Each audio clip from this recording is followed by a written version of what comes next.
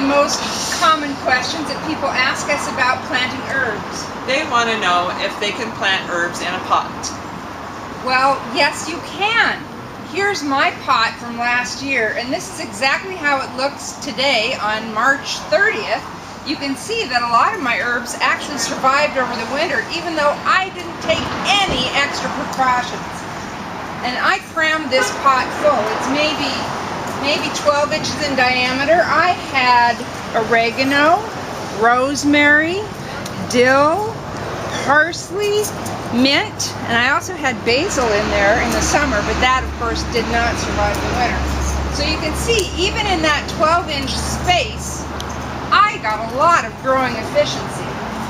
And one reason that it seems to work well, that you can crowd herbs, is because you're going to be picking them and cutting off sprigs to use in your cooking as they're growing.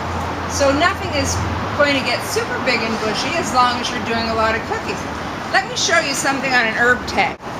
Every tag has a lot of good information for you. It'll tell you the sun exposure and the spacing. If it's not on the front of the tag, look on the back.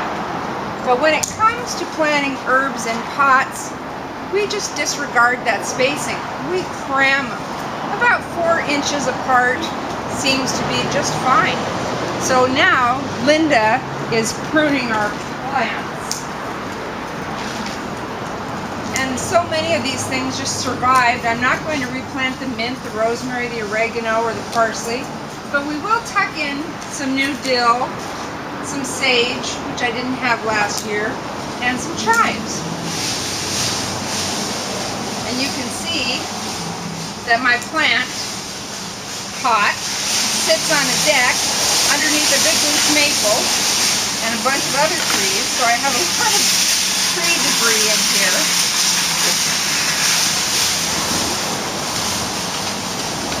Now my pot sits up against the house, so I don't really plant it with an eye for aesthetics, but if your pot is going to be more of a focal piece on your deck, you might want to pay a little closer attention to the height of your herbs and how you plant them. I don't really care. So I'm going to put this dill kind of near the edge. Then this is pickling dill, so it's going to get really tall. I'm going to put the chives over here on the side. And I've unearthed some mint roots. Don't worry about that. Mint will grow pretty much anywhere. I just covered them up now with the chives. They'll be fine. Fir trees. Put the sage right next to the chives. There. How pretty.